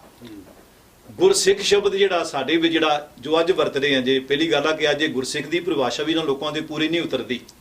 ਹਾਂ, ਕਬੀਰ ਸਾਹਿਬ ਦਾ ਇੱਕ ਸ਼ਬਦ ਹੈ, ਕਿਉਂਕਿ ਐਸੇ ਉਸ ਸਮੇਂ ਵੀ ਐਸੇ ਲੋਕ ਸੀ, ਇਸ ਲਈ ਕਬੀਰ ਸਾਹਿਬ ਨੂੰ ਆਖਣਾ ਪਿਆ ਕਿ ਓਏ ਹਰ ਕੇ ਸੰਤ ਨਾ ਆਖੀਐ ਬਾਨਾਰਸ ਕੇ ਠੱਗ, ਕਿ ਜਿਨ੍ਹਾਂ ਲੋਕਾਂ ਨੇ ਕੇਵਲ ਪਹਿਰਾਵਾ ਸੰਤਾਂ ਵਾਲਾ, ਮਹਾਂਪੁਰਖਾਂ ਵਾਲਾ ਪਹਿਨਿਆ ਹੋਇਆ, ਪਰ ਇਹਨਾਂ ਗੁਣਾਂ ਤੋਂ ਸਕਣੇ ਆ, ਉਹ ਹਰੀ ਦੇ ਸੰਤ ਨਹੀਂ ਜੇ। ਪਰ ਗਿਆਨ ਜੀ ਤੇ ਇੱਕ ਸਵਾਲ ਪੈਦਾ ਹੁੰਦਾ ਵੀ ਤੁਸੀਂ ਜਿਵੇਂ ਜਿਨ੍ਹਾਂ ਨੇ ਗੁਰੂ ਗ੍ਰੰਥ ਸਾਹਿਬ ਪੜ੍ਹਿਆ ਜਾਂ ਭਾਈ ਗੁਰਦਾਸ ਜੀ ਪੜ੍ਹੇ ਨੇ, ਉਹ ਤਾਂ ਇਹ ਸਮਝ ਸਕਦੇ ਆ, ਇਹ ਦੇਖ ਸਕਦੇ ਆ, ਪਰ ਆਮ ਤੌਰ ਤੇ ਲੋਕ ਆਪਾਂ ਦੇਖਦੇ ਹਾਂ ਸਾਧਾ ਸੰਤਾਂ ਦੇ ਵਿੱਚ ਮਤਲਬ ਕਾਫੀ ਵੱਡੀ ਗਿਣਤੀ 'ਚ ਲੋਕ ਉਹਨਾਂ ਨੂੰ ਸੁਣਨ ਜਾਂਦੇ ਨੇ, ਤੇ ਉਹਨਾਂ ਨੂੰ ਤਾਂ ਚੀਜ਼ਾਂ ਉਹਨਾਂ ਨੇ ਪੜ੍ਹੀਆਂ ਨਹੀਂ ਹੁੰਦੀਆਂ। ਉਹ ਤਾਂ ਫਿਰ ਜਿਵੇਂ ਸੁਖਮਨੀ ਸਾਹਿਬ ਦੇ ਵਿੱਚ ਆਉਂਦਾ ਹੈਗਾ ਵੀ ਸੰਤ ਕੀ ਮਹਿਮਾ ਬੇਦਨ, ਜਾਣੀ ਕਿ ਵੀ ਉਹ ਜਿਹੜੇ ਜਿਹਨੂੰ ਤੁਸੀਂ ਕਹਿੰਦੇ ਕੋਈ ਝੂਠਾ ਬਣਿਆ ਹੋਇਆ ਵਾ, ਉਹ ਇਹੋ ਜਿਹੀਆਂ ਮਿਸਾਲਾਂ ਦੇ ਕੇ ਉਹਨਾਂ ਨੂੰ ਭਰਮਾ ਲੈਂਦਾ ਵੀ ਦੇਖੋ ਸੰਤ ਦੀ ਤਾਂ ਗੁਰੂ ਗ੍ਰੰਥ ਸਾਹਿਬ ਦੇ ਵਿੱਚ ਬੜੀ ਵਡਿਆਈ ਕੀਤੀ ਹੋਈ ਆ। ਜਾਂ ਜਿਵੇਂ ਜਿਹਨੇ ਇੱਕ ਤੁਹਾਨੂੰ ਮੈਂ ਦੱਸਦਾ ਵੀ ਆਮ ਤੌਰ ਤੇ ਇੱਕ ਹੁਣ ਜਿਹਨੂੰ ਝੂਠਾ ਸੌਦਾ ਕਹਿੰਦੇ ਆ, ਵੀ ਉਹਦੇ ਚੇਲੇ ਵਰਤੀ ਜਾਣਗੇ ਵੀ ਸੰਤ ਸਾਜਨ ਭੈ ਸਰਸੇ। ਆ ਦੇਖੋ ਗੁਰਬਾਣੀ 'ਚ ਸਰਸੇ ਲਿਖਿਆ ਹੋਇਆ ਵੀ ਸੰਤ ਉੱਥੇ ਬੈਠੇ ਨੇ। ਜਾਂ ਰਾਧਾ ਸੁਆਮੀ ਵੀ ਕਈ ਗੁਰਬਾਣੀ ਦੀਆਂ ਤੁਕਾਂ ਵਰਤ ਲੈਂਦੇ ਵੀ ਸਤਿਗੁਰ ਜਾਗਤਾ ਹੈ ਦਿਓ। ਵੀ ਜਿਹੜੇ ਤਾਂ ਸੋਝੀਵਾਨ ਸਿੱਖ ਨੇ, ਗੁਰਸਿੱਖ ਗੁਰਬਾਣੀ ਪੜ੍ਹਦੇ ਆ ਜਾਂ ਜਿਨ੍ਹਾਂ ਨੇ ਪੜ੍ਹਿਆ, ਉਹ ਤਾਂ ਸਮਝ ਜਾਣਗੇ। ਫਿਰ ਆਮ ਲੋਕ ਤਾਂ ਬੜੇ ਇੰਨੇ ਹੁੰਦੇ ਨਹੀਂ ਗਏ ਗਿਆਨਵਾਨ, ਇਸ ਲਈ ਉਹ ਕਿਵੇਂ ਫਿਰ ਪਰਖਣ? ਅਸੀਂ ਸ਼ੁਰੂ ਵਿੱਚ ਗੱਲ ਕੀਤੀ ਸੀਗੀ ਕਿ ਸਾਨੂੰ ਹਰ ਸ਼ਬਦ ਜਿਹੜਾ ਉਹਦੀ ਪਰਿਭਾਸ਼ਾ ਗੁਰੂ ਗ੍ਰੰਥ ਸਾਹਿਬ ਵਿੱਚੋਂ ਲੱਭਣ ਦੀ ਲੋੜ ਆ। ਅੱਜ ਸਿੱਖ ਸ਼ਬਦ ਵੀ ਜਿਹੜਾ ਦੂਸ਼ਿਤ ਹੋ ਚੁੱਕਾ, ਸ਼ਬਦ ਵਰਤਦਾ ਸ਼ਬਦ ਨੂੰ ਸਿੱਖ ਮੁਆਫ ਕਰਨ। ਸਿੱਖ ਦੀ ਜਿਹੜੀ ਪਰਿਭਾਸ਼ਾ ਉਹ ਸਾਨੂੰ ਗੁਰੂ ਗ੍ਰੰਥ ਸਾਹਿਬ ਵਿੱਚੋਂ ਲੱਭਣ ਦੀ ਲੋੜ ਆ। ਅਸੀਂ ਸਿੱਖ ਅੱਜ ਉਹਨੂੰ ਕਹਿ ਦਿੰਦੇ ਆ ਜਿਹੜਾ ਸਿੱਖਾਂ ਦੇ ਘਰ ਜਨਮੇ ਆ, ਭਾਵੇਂ ਉਹਨੂੰ ਸਿੱਖੀ ਦੇ ਊੜੇ ਆੜੇ ਦਾ ਨਹੀਂ ਪਤਾ। ਜਿਹੜਾ ਮੇਰੇ ਘਰ ਬੱਚੇ ਜਨਮੇ ਆ, ਭਾਵੇਂ ਮੈਨੂੰ ਖੁਦ ਨਹੀਂ ਪਤਾ, ਪਰ ਉਹ ਆਟੋਮੈਟਿਕਲੀ ਸਿੱਖ ਅਖਵਾਉਂਦੇ ਆ। ਪਰ ਗੁਰੂ ਸਾਹਿਬ ਨੇ ਉਹਨਾਂ ਨੂੰ ਸਿੱਖ ਨਹੀਂ ਆਖਿਆ। ਗੁਰੂ ਨੇ ਸਿੱਖ ਨੂੰ ਆਖਿਆ ਜਿਨ੍ਹਾਂ ਨੇ ਗੁਰੂ ਦੀ ਸਿੱਖਿਆ ਲਈ ਆ। ਇਸ ਲਈ ਭਾਈ ਗੁਰਦਾਸ ਨੇ ਵੀ ਦੱਸਿਆ ਕਿ ਗੁਰਸਿੱਖ ਬਣਦੇ ਕਿਵੇਂ ਆ, ਸਿੱਖ ਕਿਵੇਂ ਬਣੀਦਾ। ਉਹ ਕਹਿੰਦੇ ਗੁਰੂ ਦੀ ਮੱਤ ਲੈ ਕੇ ਸਿੱਖ ਬਣੀਦਾ। ਤੇ ਲਈ ਮੈਂ ਤਾਂ ਹੀ ਪਹਿਲਾਂ ਬੇਨਤੀ ਕੀਤੀ ਸ਼ੁਰੂ ਵਿੱਚ ਕਿ ਸਾਨੂੰ ਇਹ ਸ਼ਬਦ ਵੀ ਜਿਹੜੇ ਆ ਇਹਨਾਂ ਨੂੰ ਗੁਰੂ ਗ੍ਰੰਥ ਸਾਹਿਬ ਵਿੱਚ ਉਹਨਾਂ ਦੀ ਪਰਿਭਾਸ਼ਾ ਲੱਭ ਕੇ ਉਹਨਾਂ ਨੂੰ ਨਿਖਾਰਨ ਦੀ ਲੋੜ ਆ, ਤਾਂ ਕਿ ਜਿਹੜੇ ਭਰੋਂ ਭੁਲੇਖੇ ਪੈ ਰਹੇ ਅਸੀਂ ਸਿਰਾਂ ਦੀ ਗਿਣਤੀ ਨੂੰ ਅਸੀਂ ਸਮਝੀ ਬੈਠੇ ਆ। ਭੀੜ ਜਿਹੜੀ ਆ, ਜਿਹੜੀ ਭੀੜ ਦੀ ਗੱਲ ਆ, ਆਮ ਹੀ ਕਹਿੰਦੇ ਦੇਖੋ ਫਲਾਣੇ ਸੰਤ ਦੇ ਲੱਖ ਦਾ ਇਕੱਠ ਹੋ ਗਿਆ ਜੀ, ਉਹ ਹੋ ਗਿਆ ਬੜਾ ਪ੍ਰਚਾਰ ਸਿੱਖੀ ਦਾ। ਦੇਖੋ ਜਿਹੜੀ ਗੱਲ ਇਹ ਆ, ਜਿਹੜੀ ਭੀੜ ਆ, ਧਰਮੀਆਂ ਦੀ ਬਹੁਤੀ ਭੀੜ ਨਹੀਂ ਹੋਇਆ ਕਰਦੀ।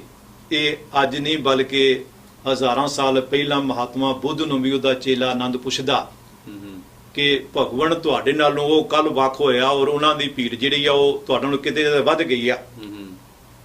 ਤੁਹਾਡੇ ਕੋਲ ਲੋਕੀ ਘੱਟ ਜਾਂਦੇ ਆ, ਆਉਂਦੇ ਆ ਉੱਥੇ ਜ਼ਿਆਦਾ ਜਾਂਦੇ ਆ। ਤਾਂ ਮਹਾਤਮਾ ਬੁੱਧ ਕਹਿੰਦਾ ਕਿ ਬੇਟਾ ਸੱਚ ਦੇ ਦੁਆਲੇ ਭੀੜ ਨਹੀਂ ਹੁੰਦੀ, ਜਿੱਥੇ ਭੀੜ ਆ ਉੱਥੇ ਸੱਚ ਆਲੋਪ ਹੁੰਦਾ। ਅੱਜ ਵੀ ਜਿੱਥੇ ਵੱਧ ਪਖੰਡਾ ਦੁਨੀਆ ਜਿਹੜੀ ਆ ਉਹ ਵੱਧ ਉੱਥੇ ਵੀਰਾਂ ਘੱਟ ਕੇ ਤੁਰੀ ਜਾ ਰਹੀ ਆ। ਔਰ ਤੁਸੀਂ ਦੇਖੋ ਕਿ ਉੱਥੇ ਜਾਣ ਵਾਲਿਆਂ ਨੂੰ ਮਿਲਿਆ ਕੀ ਆ, ਕਿ ਉਹਨਾਂ ਦਾ ਜੀਵਨ ਪਰਿਵਰਤਨ ਆਇਆ, ਉਹਨਾਂ ਦਾ ਕਰੈਕਟਰ ਆਮ ਬੰਦਿਆਂ ਨਾਲੋਂ ਉੱਚਾ ਹੋ ਗਿਆ। ਉਹਨਾਂ ਨੇ ਬੇਈਮਾਨੀ ਛੱਡ ਦਿੱਤੀ, ਝੂਠ ਛੱਡ ਦਿੱਤਾ, ਪਖੰਡ ਛੱਡ ਦਿੱਤਾ, ਹੇਰਾਫੇਰੀ ਛੱਡ ਦਿੱਤੀ। ਪਰ ਜੇ ਗਏ ਤੇ ਲੈ ਕੇ ਕੀ ਆਏ? ਦੇਖਣ ਵਾਲੀ ਗੱਲ ਇਹ ਹੈ ਹੀ ਨਹੀਂ ਕਿ ਗੁਰੂ ਸਾਹਿਬ ਨੇ ਨਹੀਂ ਮੰਨਿਆ ਕਿ ਕੋਈ ਬੜਾ ਪਾਠ ਪੂਜਾ ਕਰ ਰਿਹਾ, ਬੜਾ ਧਰਮੀ ਹੋ ਗਿਆ। ਜੇ ਸਾਡੇ ਜੀਵਨ ਵੀ ਤਬਦੀਲੀ ਨਹੀਂ ਆਈ ਤੇ ਸਾਡਾ ਜਾਣ ਦਾ ਲਾਭ ਕੀ? ਦੇਖੋ ਨਾ, ਉਹਨਾਂ ਲੋਕਾਂ ਨੇ ਉਹਨਾਂ ਦੇ ਪਰਿਵਰਤਨ ਕੀ ਆਏ ਦੇਖਣ ਦੀ ਲੋੜ ਆ।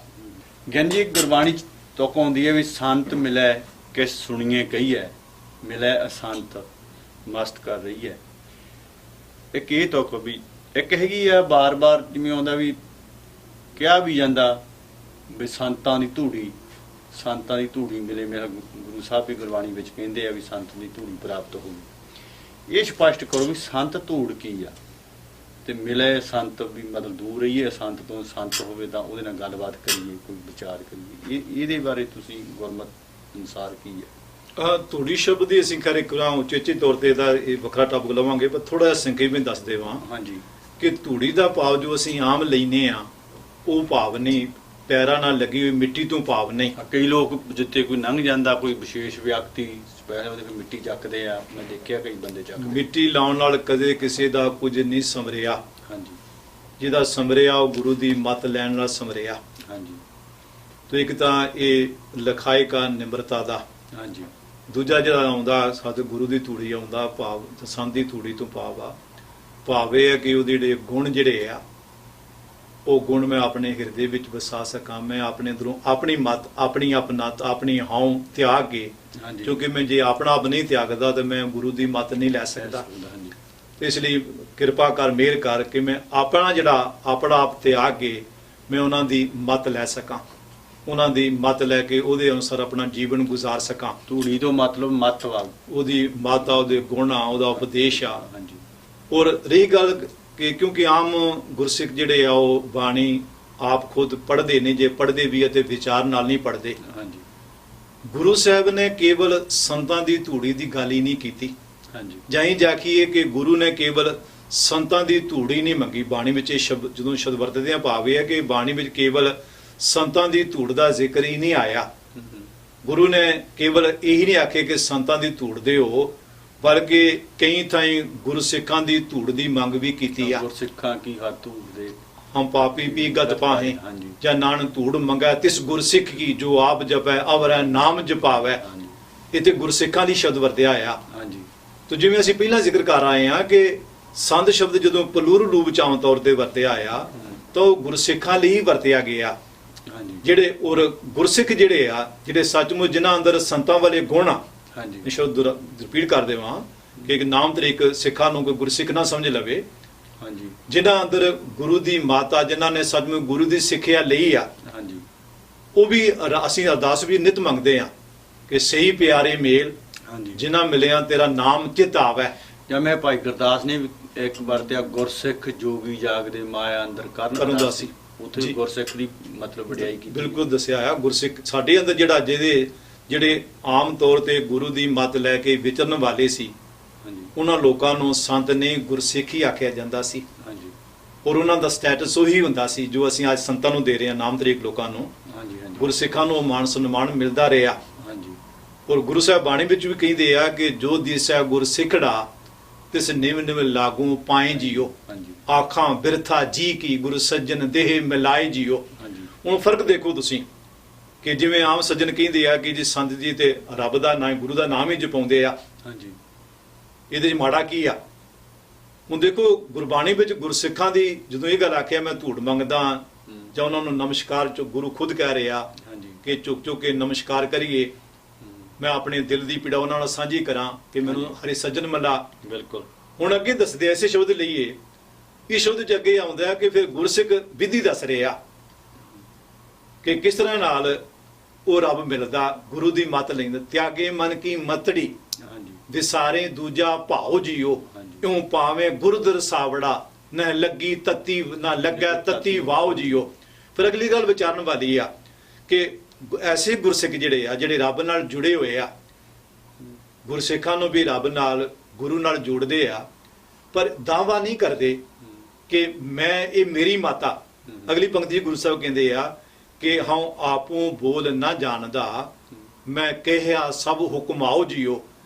कि भाई जो मैं तेनों मत दे रहा कि इउं पावे हर दर सावड़ा, इत्थे हार आउंदा हैगा। हाँ, वो कहंदे कि मेरी मत नहीं, मैं अपनी मत नाल नहीं कह रहा। हाँ जी, ये जो गुरु दा हुक्म आ, मैं गुरु दा हुक्म तेनों सुनाउण वाला, मैं गुरु नहीं, मैं विचोला नहीं। अज दे जिहड़े लोग आ ये ते विचोले बने हुए आ, ये ते कहंदे असीं ते विचोले आ। अजे विचोलेपन दा उन्हां कोई है कुछ भी नहीं। हाँ जी। पर जिहड़े जिन्हां गुरु साहब गल करे, जिन्हां को सचमुच कुछ गुरु नूं जिन्हां समझिया, गुरु दी मत लई और सचमुच गुरु नाल जोड़न वालियां पवित्र रूहां, पर वो दावा करदियां कि हां आपों बोल ना जानदा, मैं कहिया सब हुक्म आओ जियो। बिल्कुल। कि मेरी अपनी मत नहीं, जो मैं बोल रहा मेरे गुरु ने बुलवाया, मेरे बोलनी मेरी सियानप नहीं, सियानप गुरु दी आ। इसलिए गुरु साहब का श्लोक 12 के वधीक विच पावन श्लोक आ, कहते गुरमुख सौं कर दोस्ती, सतगुर सौं लाचित। गुरमुखां नाल जिहड़े रब दे प्यारे आ, उन्हां नाल संगत कर, उन्हां तों प्रेरणा मिलदी आ, उत्साह मिलदा, उन्हां दा जीवन वेख के साडे अंदर भी हुलारा पैदा हुंदा कि जे ये सज्जन जिहड़े आ गुरु दी मत लैके इत्थों तक पहुंच सकदे आ, तो मैं क्यों नहीं पहुंच सकदा। उन्होंने वेख के सानूं उत्साह मिलता, इसलिए गुरु के सिखां दी संगत की लोड़ आ। इसलिए असीं मंग करते हैं कि सही प्यारे मेल जिन्हां मिलिया तेरा नाम चितावै, कि जिन्हां दा आचरण जिन्हां दा व्यवहार चाल चलन वेख के साडे मन अंदर भी हुलारा पैदा हुंदा। असीं उहदे नाल नहीं जुड़दे असीं गुरु परमेश्वर नाल आ। हुण साडे इतिहास वाल नज़र मारी, असीं इतिहास वाल आउने आ कि जिहड़े ऐसे बाबा बुढ़ा जी दी उदाहरण लै लईए। बाबा बुढ़े जी दी भीड़ विच सी एक जोगी आउंदा, जिहड़ा बाबा बुढ़ा जी तो बड़ा प्रभावित हुंदा जदों सुणदा कि इन्ने गुरु साहब दे नेड़े आ, गुरु नानक साहब तो तुरे आ रहे आ, गुरु घर नाल जुड़े होए आ, तो उन्हां दी वडियाई करन लग पैंदा। बाबा बुढ़ा जी जिहड़े आ एकदम जिहड़े आ ओह हथ जोड़ लैंदे आ और उन्हां दी अखां विचों हंझू बह तुरदे आ। और उसे समय जोगी नूं लैके गुरु पातशाह कोल आउंदे आ और कहिंदे कि आके ये नहीं शेखी मारदे कि महाराज देखो मैं जोगी नूं जिहड़ा वो प्रभावित करके तुहाडे चरनां विच लैया जां मैनूं देख के प्रभावित होया। वो कहिंदे महाराज लगदा कि मैथों कोई भुल हो गई आ, कि मैं कोई ऐसी गल बोल बैठा जो ऐसा विहार किया कि इस जोगी नूं भुलेखा पै गया, ये मैनूं महाराज तुहाडे बराबर दा रुतबा देण लग पिया। इसलिए मैं समझदा कि मैथों कोई भुल हो गई आ, मैं कोई शब्द ऐसा बोल बैठा कि मेरे मुँह ऐसा कोई शब्द निकल गया, जां कोई मैं ऐसा कर बैठा जिसनूं देख के ये ऐसा भरम का शिकार हो गया। और महाराज मेरी भुल खिमा करो, मेरे ते हथ रखो ताकि जाने अनजाने भी मेरे अंदर कदे ऐसा ख्याल जे पैदा ना होवे और मैं ऐसा कोई बोल ना बोल बैठा अनजाणपुणे विच भी कि दूजे नूं भुलेखा पै जावे महाराज कि मैं तुहाडे तोला। पर अज दे लोग की करदे करदे कुछ भी नहीं हुंदा, पर फिर भी जिहड़ा वो क्रेडिट अपना ले रहिंदे कि असीं कीता, असीं अरदास कीती, असीं फलाणे पुत्र दिता और बकायदा लिखे लाया भी होया। इसलिए गुरबाणी विच जिहड़ी महिमा वो गुरसिखां दी ही महिमा, जिहड़े जपाउण वाले जिवें आप जपया वरा नाम जपावै, ऐसे गुरसिख सीगे। भाव आ भी संत गुरसिख ये इन्हां दे इक्को जिहे अर्थ ने। साडे विच जिहड़ा शब्द जिहड़ा वो गुरसिख ही सी, संत शब्द नहीं सी। नहीं तां असीं देखीए कि जिहड़ा पहलियां 18वीं सदी दा कोई संत होया ही नहीं, जद कि महान गुरसिख होए आ। संतां दे मां इन्हां लोकां दे मुकाबले जिहड़े आ वो आकाश दी बुलंदी छूहण वाले सी। ये लोग तो उन्हां दे पासकू भी नहीं, पैरां दी खाक भी नहीं, बिल्कुल बंद कटवाउण वाले सिख जिहड़े वो जो सधारण सिख नहीं सी, जिन्हां दे रोम रोम विच गुरु वसिया होया सीगा। पर एक भी किसी सिख नाल तुसीं संत शब्द जुड़िया होया नहीं वेखोगे। मगर लाले संत बन गए। बिल्कुल ठीक जी, तुसीं बड़े वधिया शब्दां दे नाल गुरु साहब दी गुरबाणी दीयां मिसालां दे के भाई गुरदास जी दीयां मिसालां दे के संत शब्द बारे समझाया। ਜਿਵੇਂ ਤੀਸਰੇ ਪਾਤਸ਼ਾਹ ਦਾ ਸ਼ਬਦ ਹੈ, ਤਿਸ ਗੁਰਸਿੱਖ ਕੋ ਹੁਣ ਸਦ ਬਲਿਹਾਰੀ ਜੋ ਗੁਰ ਕੇ ਭਾਣੇ ਗੁਰਸਿੱਖ ਚੱਲੇ। ਬਿਲਕੁਲ ਗੱਲ ਤਾਂ ਭਾਣੇ ਦੇ ਵਾਲੀ ਆ। ਆਪਾਂ ਫੇਰ ਆਉਣ ਵਾਲੇ ਪ੍ਰੋਗਰਾਮਾਂ ਵਿੱਚ ਗਿਆਨੀ ਜੀ ਕਿਸੇ ਹੋਰ ਅਗਲੇ ਵਿਸ਼ੇ ਨੂੰ ਲੈ ਕੇ ਹਾਜ਼ਰ ਹੋਵਾਂਗੇ। ਤੇ ਮੈਂ ਬੇਨਤੀ ਕਰਦਾ ਵੀ ਕਿਸੇ ਸੁਣਨ ਵਾਲੇ ਵੀਰ ਨੂੰ ਪ੍ਰੋਗਰਾਮ ਦੇਖ ਰਹੇ ਨੇ, ਕੋਈ ਉਹਨਾਂ ਦੇ ਮਨ ਵਿੱਚ ਸਵਾਲ ਹੋਵੇ ਗੁਰਮਤਿ ਪ੍ਰਤੀ, ਗੁਰਬਾਣੀ ਪ੍ਰਤੀ, ਉਹ ਜ਼ਰੂਰ ਸਾਨੂੰ ਈਮੇਲ ਕਰੇ ਜਾਂ ਫੋਨ ਤੇ ਦੱਸੇ। ਸਕਰੀਨ ਤੇ ਸਾਡਾ ਫੋਨ ਆ ਰਿਹਾ, ਤਾਂ ਕਿ ਉਹਨਾਂ ਸਵਾਲਾਂ ਦੇ ਵੀ ਜਵਾਬ ਆਪਾਂ ਗਿਆਨੀ ਜੀ ਤੋਂ ਜਾਂ ਕੋਈ ਹੋਰ ਵਿਦਵਾਨ ਆਊਗਾ ਉਹਨਾਂ ਤੋਂ ਪੁੱਛਾਂਗੇ। ਆਪ ਜੀ ਦਾ ਬਹੁਤ ਬਹੁਤ ਧੰਨਵਾਦ ਗਿਆਨੀ ਜੀ। ਵਾਹਿਗੁਰੂ ਜੀ ਕਾ ਖਾਲਸਾ, ਵਾਹਿਗੁਰੂ ਜੀ ਕੀ ਫਤਿਹ।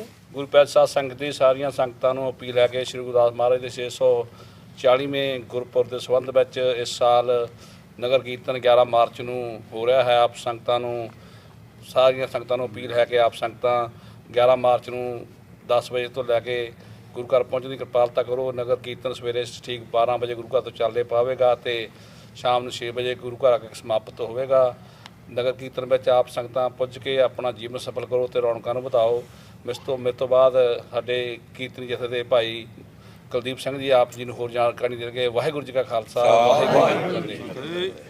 ਵਾਹਿਗੁਰੂ ਜੀ ਕਾ ਖਾਲਸਾ, ਵਾਹਿਗੁਰੂ ਜੀ ਕੀ ਫਤਿਹ। ਸਭ ਸੰਗਤਾਂ ਨੂੰ ਅਪੀਲ ਕੀਤੀ ਜਾਂਦੀ ਹੈ, ਸ਼੍ਰੀ ਗੁਰੂ ਰਵਿਦਾਸ ਸਭਾ ਗੁਰਦੁਆਰਾ ਵੈਨਕੂਵਰ ਵੱਲੋਂ 11 ਮਾਰਚ ਨੂੰ ਧੰਨ ਧੰਨ ਸਾਹਿਬ ਸ਼੍ਰੀ ਗੁਰੂ ਰਵਿਦਾਸ ਮਹਾਰਾਜ ਜੀ ਦੇ ਪ੍ਰਕਾਸ਼ ਪੁਰਬ ਨੂੰ ਸਮਰਪਿਤ ਨਗਰ ਕੀਰਤਨ ਕੱਢੇ ਜਾ ਰਹੇ ਹਨ।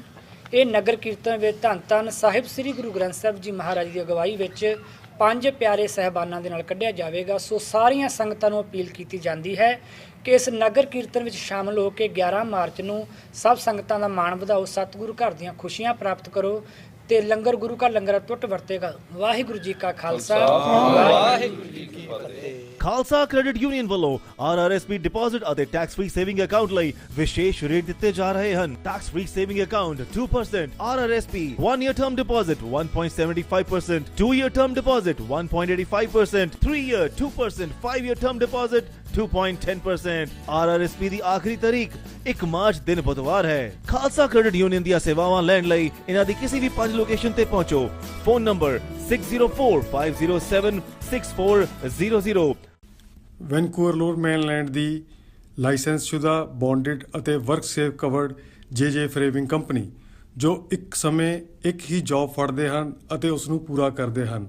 ਤਸੱਲੀ ਬਖਸ਼ ਸਰਵਿਸ, ਗਰੰਟੀਸ਼ੁਦਾ number 1 JJ framing, home warranty approved ਹਨ। ਹੋਰ ਜਾਣਕਾਰੀ ਲਈ ਸੰਪਰਕ ਕਰੋ ਜਰਨੈਲ ਸਿੰਘ ਮਾਨ 604 832 9308 604832 9308। 20 ਸਾਲਾਂ ਤੋਂ ਹਾਜ਼ਰ ਹੈ ਤੁਹਾਡਾ ਹਰਮਨ ਪਿਆਰਾ ਅਖਬਾਰ ਪੰਜਾਬ ਗਾਰਡੀਅਨ, ਜੋ ਕਿ ਹਰ ਸ਼ੁੱਕਰਵਾਰ ਪਾਠਕਾਂ ਦੇ ਹੱਥਾਂ ਵਿੱਚ ਪਹੁੰਚਦਾ ਹੈ, ਜਿਸ ਵਿੱਚ ਤਾਜ਼ੀਆਂ ਖਬਰਾਂ, ਮੌਜੂਦਾ ਹਾਲਾਤਾਂ ਉੱਪਰ ਲੇਖ, ਐਡੀਟੋਰੀਅਲ ਤੋਂ ਇਲਾਵਾ ਕਹਾਣੀਆਂ, ਚੁਟਕਲੇ ਤੇ ਮਨੋਰੰਜਨ ਭਰਪੂਰ ਸਾਮੱਗਰੀ ਛਪਦੀ ਹੈ। ਉਹਨਾਂ ਬਿਜ਼ਨਸ ਅਦਾਰਿਆਂ ਦਾ ਧੰਨਵਾਦ ਕਰਦੇ ਹਾਂ ਜੋ ਲੰਮੇ ਸਮੇਂ ਤੋਂ ਸਹਿਯੋਗ ਦੇ ਰਹੇ ਹਨ। ਆਪਣੇ ਨੇੜੇ ਦੇ ਪੰਜਾਬੀ ਸਟੋਰ ਤੋਂ ਮੁਫਤ ਪ੍ਰਾਪਤ ਕਰੋ ਪੰਜਾਬ ਗਾਰਡੀਅਨ।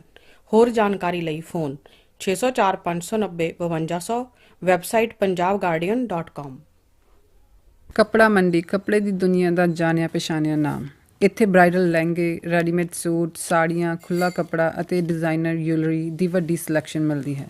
ਕੱਪੜੇ ਦੇ ਡਾਇਰੈਕਟ ਇੰਪੋਰਟਰ ਤੇ ਹੋਲਸੇਲਰ ਹਨ। ਘੱਟ ਕੀਮਤ ਅਤੇ ਵਧੀਆ ਕੁਆਲਿਟੀ ਲਈ ਹਮੇਸ਼ਾ ਯਾਦ ਰੱਖਣਾ ਕੱਪੜਾ ਮੰਡੀ ਇਨ ਪਾਇਲ ਬਿਜ਼ਨਸ ਸੈਂਟਰ, ਸਰੀ। ਗੋਲਡ ਕੀ ਆਈਸੂਜੂ ਕਮਰਸ਼ੀਅਲ ਟਰੱਕ ਸੈਂਟਰ ਇਨ ਲੈਂਗਲੀ। ਇੱਥੇ ਹਰ ਤਰ੍ਹਾਂ ਦੇ ਨਿਊ ਅਤੇ ਯੂਜ਼ ਟਰੱਕਾਂ ਦੀ ਲਾਰਜ ਇਨਵੈਂਟਰੀ ਹੈ। ਇੱਥੇ ਹਰ ਪ੍ਰਕਾਰ ਦੇ ਟਰੱਕ ਸੇਲ ਅਤੇ ਲੀਜ਼ ਕੀਤੇ ਜਾਂਦੇ ਹਨ। ਬੈਸਟ ਵਾਰੰਟੀ, ਭਰੋਸੇਯੋਗ ਅਤੇ ਫ੍ਰੈਂਡਲੀ ਸਰਵਿਸ ਲਈ ਮਿਲੋ ਜੈਸ ਗਿੱਲ, ਜੋ ਤੁਹਾਡੇ ਟਰੱਕ ਦਾ ਲੋਨ ਰਾਈਟ ਵੇ ਅਪਰੂਵ ਕਰਵਾ ਕੇ ਦੇਣਗੇ, ਜਿਨ੍ਹਾਂ ਦਾ ਕਮਰਸ਼ੀਅਲ ਟਰੱਕਿੰਗ ਬਿਜ਼ਨਸ ਦੇ ਵਿੱਚ 17 ਸਾਲਾਂ ਦਾ ਲੰਬਾ ਤਜਰਬਾ। ਸਬਰੰਗ ਟੀਵੀ ਦੇਖ ਰਹੇ ਸਾਰੇ ਦਰਸ਼ਕਾਂ ਨੂੰ ਮੇਰੇ ਵੱਲੋਂ ਸਤਿ ਸ਼੍ਰੀ ਅਕਾਲ। ਮੇਰੇ ਨਾਲ ਮਿਸਟਰ ਪੀਟਰ ਫਾਸਬੈਂਡਰ ਨੇ, ਜਿਹੜੇ ਕਿ ਸਰੀ ਫਲੀਟਵੁੱਡ ਏਰੀਏ ਨੂੰ ਰਿਪਰੈਜ਼ੈਂਟ ਕਰਦੇ ਨੇ ਲੈਜਿਸਲੇਟਿਵ ਅਸੈਂਬਲੀ ਦੇ ਵਿੱਚ। ਅੱਜ ਮੈਂ ਉਹਨਾਂ ਨਾਲ ਗੱਲਬਾਤ ਕਰਕੇ ਆਪਣੇ ਦਰਸ਼ਕਾਂ ਤੱਕ ਜਿਹੜੀ ਗਵਰਨਮੈਂਟ ਦੇ ਪਾਲਿਸੀਜ਼ ਨੇ ਜਾਂ ਗਵਰਨਮੈਂਟ ਜਿਹੜੀ ਇਸ ਇਲੈਕਸ਼ਨਾਂ ਤੋਂ ਬਾਅਦ ਚਾਹੁੰਦੀ ਹੈ, ਉਹਨਾਂ ਦੀ ਪਬਲਿਕ ਪਾਲਿਸੀ ਕੀ ਹੋਗੀ, ਉਹਦੇ ਬਾਰੇ ਗੱਲਬਾਤ ਕਰਨ ਦੀ ਕੋਸ਼ਿਸ਼ ਕਰੂੰਗਾ। ਆਸ ਹੈ ਆਪ ਇਸ ਇੰਟਰਵਿਊ ਨੂੰ ਪਸੰਦ ਕਰੋਗੇ। Mr. Peter Fassbender, welcome to the Sabhrang TV. I don't have to introduce because you have been already introduced through the last elections and you are in the governing party anyways. So, welcome to our TV station, and Well, Sat Sri Sakal to your viewers. I wish I knew more Punjabi, but I know many of them speak English very well. Yes. But I'm delighted to be here and delighted to have a chance to answer questions that you might have and let people know who I am and what I've accomplished. what do you think in the last years in the being a part of the governing legislative assembly, or you can say the ruling party, what are the major achievements you can actually describe in 2 minutes? What have Liberals achieved after the last election? Well, I think there's a number of things. The first is that we've kept a balanced budget, which has meant that for all of the taxpayers in the province of British Columbia and here in Surrey, that we've been able to keep their costs down and keep taxes low. Secondly, we've developed a very strong economic vision for the province that will ensure that we continue to build the economy, to create more jobs, to allow for people in the construction industry to continue to build homes.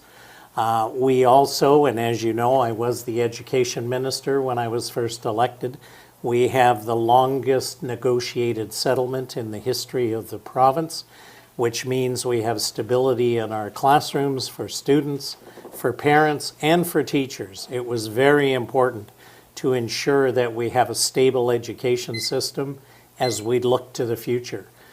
We've also developed a number of initiatives on the transportation front. As you know, of course, we built the Port Mann Bridge, the South Perimeter Road. We're doing major investments in transit. We just opened recently the Evergreen Line as an addition to the network. We're going to be working with the City of Surrey in terms of additional rapid transit, bus expansion. We're going to be developing a program moving forward down Fraser Highway out to the Langleys to connect those communities. So we've done a number of initiatives. We've invested over $500 million in Surrey Memorial Hospital. Still more to do, but we've invested heavily in healthcare. We're also investing in education. We just announced another $217 million to build more Surrey schools, which will create about 5,100 additional seats. So the list goes on, but I think the big thing is clearly we've established a vision and a future for the province of British Columbia. So I will actually come back to your first experience as an education minister, though that is not your responsibility anymore. But still, don't you think that when the elections are near, and as you said, there were negotiations with the Teacher Federation, which is a very strong federation anyways, but the announcement of hiring more teachers closer to the announcement of election, or the elections are very near anyways, so do you think it is a kind of that Liberal Party or the government has delayed this announcement to come near the elections? Is it a political objective, or it's a public policy that you have actually now came to understand, or you have now felt that the more teachers are essential for our province? Well, you know, I think the opposition would like to tell people that that's our motivation. But when you're elected as government, your job is to govern until the day that the writ is dropped and you no longer have a functioning government. Sure. So what we have done is we've looked at all of the needs across the province, especially here in Surrey. And even when I was education minister, we announced a number of new schools. So we've been doing this consistently. So, you know, for people to suggest it's just about the election is actually not true. The reality is our job is to be government until the day we stop being government. Yes.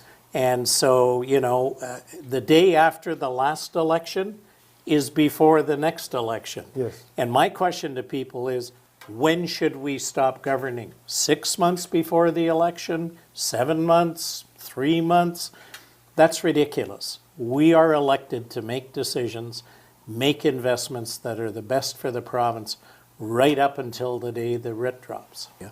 Coming back to the introduction which you gave, and you mentioned about investment in the Fraser Health Authority through the hospitals.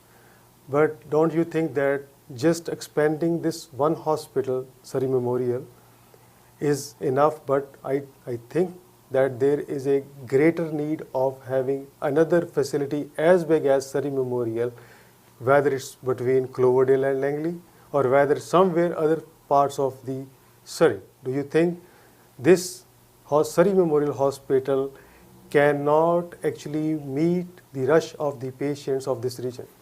Well, the reality is, I think there's a different model we should be looking at, and that's what we as government are doing. Number one, I think we need more community-based healthcare, where people don't have to, if it's not an emergency need, go to a critical care hospital like Surrey or Royal Columbian or any of the other regional hospitals that we have. So what we're looking at is a whole new way of delivering healthcare in community so that people can get help at home, close to their neighborhoods, and that's more community-based healthcare as opposed to relying on the critical care hospitals like Surrey. But that is actually a policy which people may not understand as well as you are in the governing party. The question is, average person, when they are being denied the service they want at the hospital, whether it's critical or not, that's not the question. But once they have to wait there and they are turned away from that facility, that actually agitates people's mind to have another facility. And also the reality is, as you said, Surrey is a fastest growing municipality in terms of population also. It's my point of view that shouldn't we have another big facility somewhere here at number 10 highway, 51, 52nd, 176, somewhere here where the additional demand can be met? Well, my view is, if people can get the health care they need, because what people want, if they're sick or they have a child that's sick, they want to be able to get in front of a healthcare professional and to get the help they need. The critical care hospitals like Surrey should be there for emergency needs, for those kinds of critical care needs. But I think that if people can go to a neighborhood facility and maybe not even have to meet with a doctor, could meet with a nurse practitioner who can give them the support, can provide them with the advice and the prescriptions that they need, that's changing the way we deliver health care. I think the waiting lines in emergency wards are way too long, and the way to deal with that is to take those hospital visits that are not needed in a critical care hospital and put them into community so that someone can walk to a clinic and get the help they need. You have talked about balanced budget. In my view, because I have been a student of economics, balanced budget, is it not just a rhetoric, or is there any figure you can tell to my viewers that how this budget is actually balanced in your view? Well, let me explain it really in simple terms for everyone, because it is complicated. There's two parts of our budget. One is our capital budget, and that is where we borrow money to build. Yes. So if we're going to build hospitals, schools, roads, bridges. So capital expenditure. We borrow money to do that, and we pay interest on the money we borrow. Yes. The other side of it is our operating budget, where we have taken the philosophy we want to eliminate our operating debt.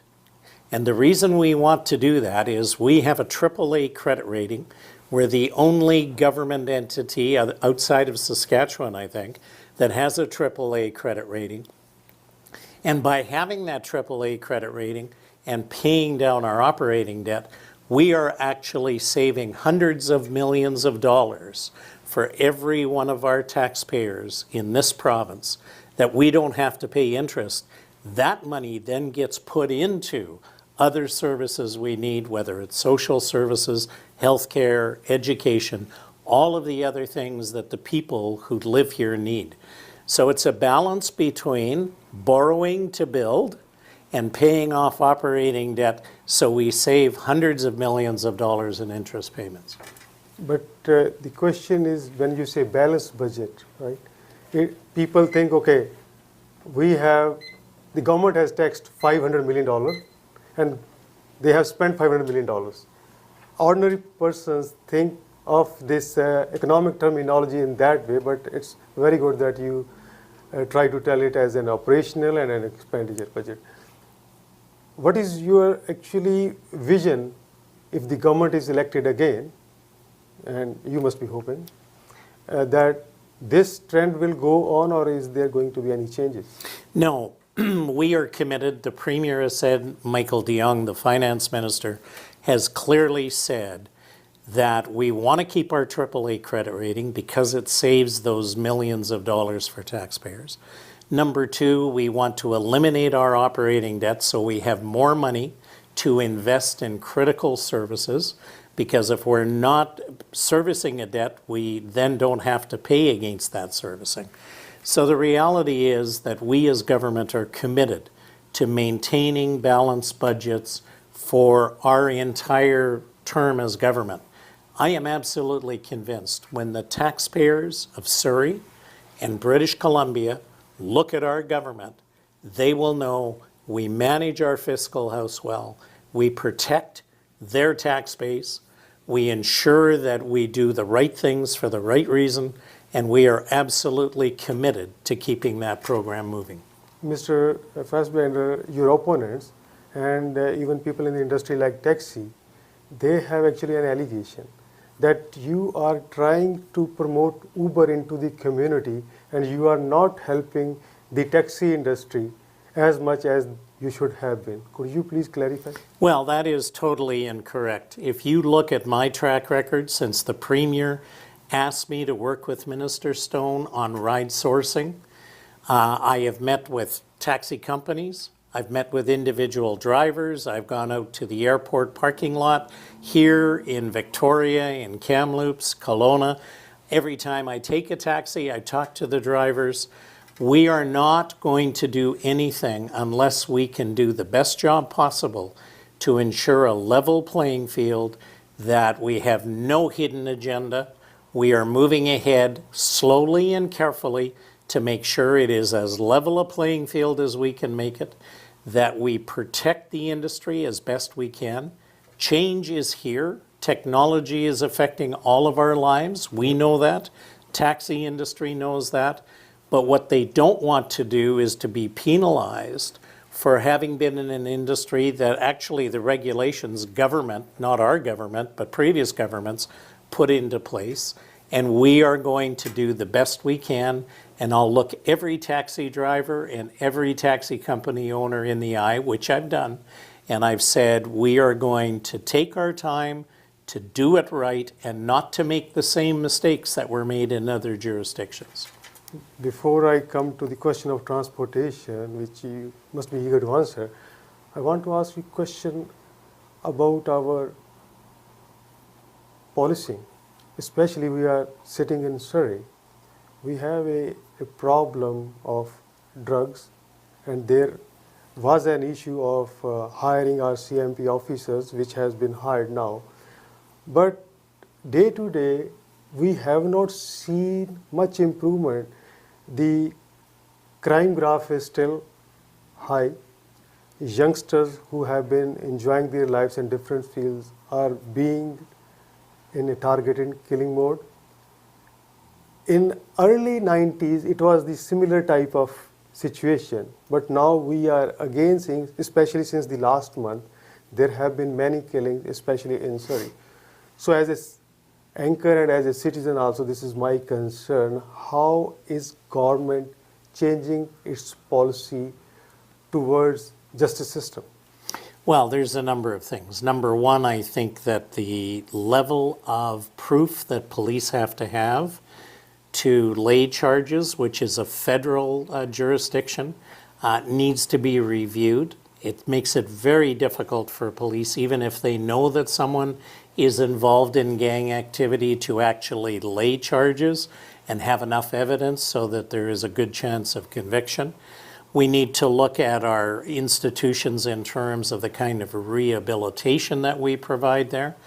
But even more importantly, backing up, one of the reasons that we wanted to have a negotiated settlement in education is to create more time in schools to prevent young people from looking at gang lifestyle as an option for them because they think it's attractive and it's easy money.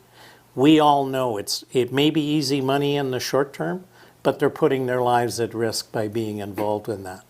The other thing is that I think we as community as a whole, parents, grandparents, we need to be involved and to make sure that we watch what our children and grandchildren are doing and to step in when we think they're going wrong. I'll tell you that most of the parents or grandparents of those young people who are involved in the gang lifestyle know something's going on.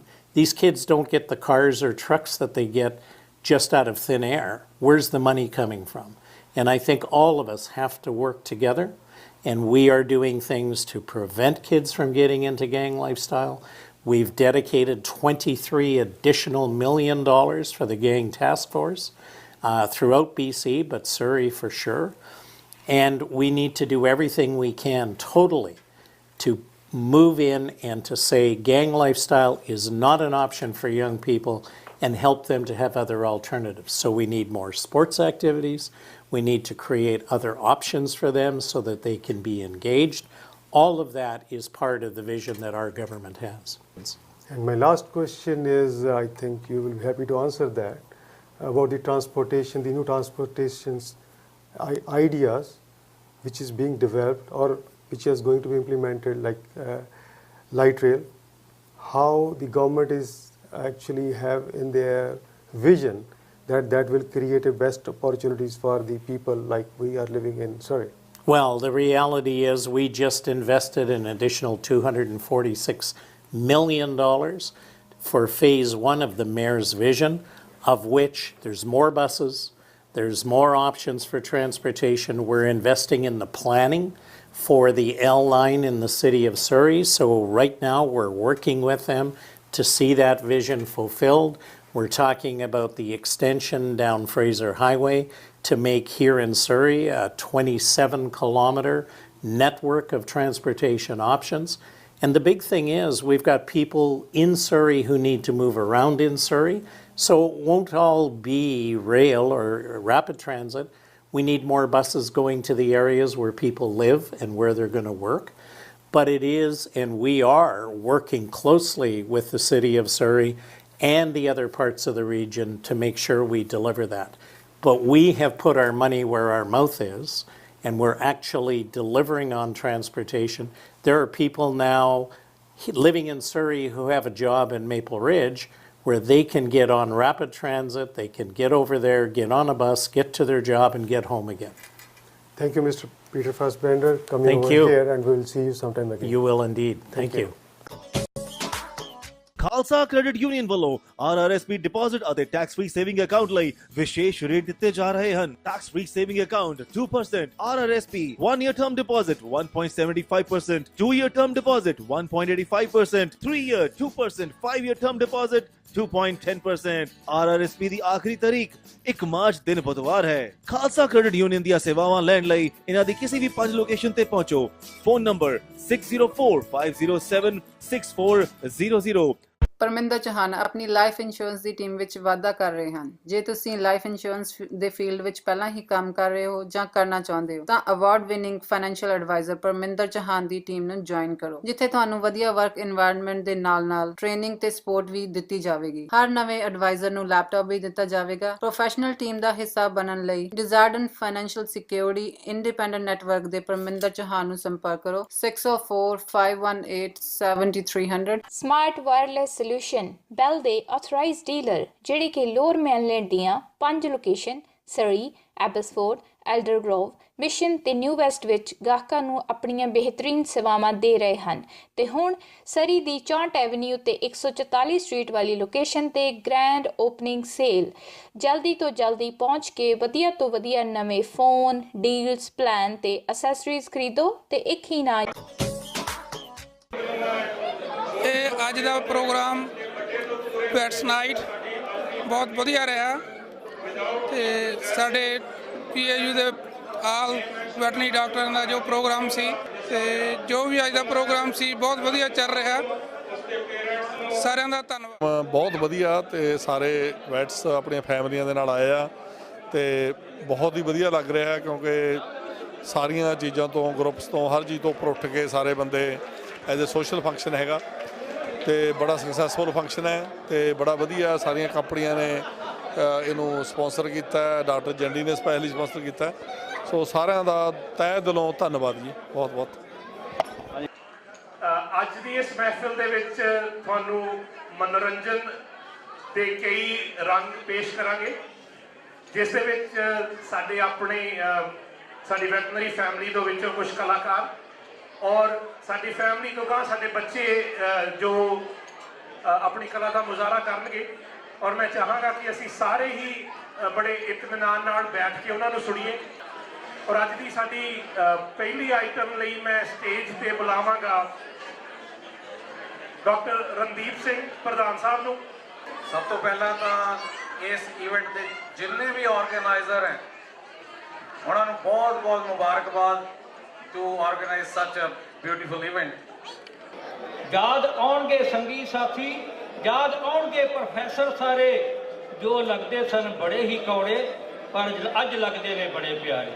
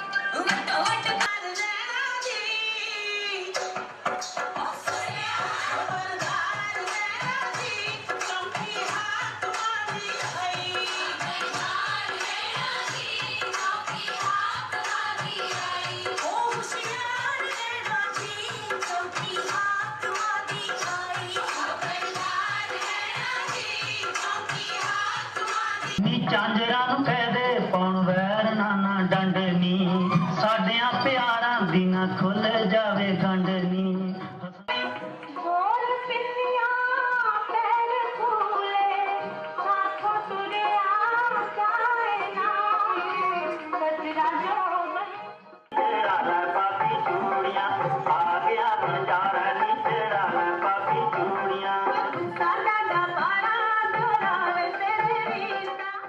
जोरदार तालियां जी doctor MS doctor गुलजार सिंह जिन्हें होना भी बड़ा यादगारी मौका है। प्यारे दर्शकों, आस है आपको अज का प्रोग्राम पसंद आया होगा। अगले हफ्ते इसे समय फिर मिलांगे। तद तक दे लई सत श्री अकाल।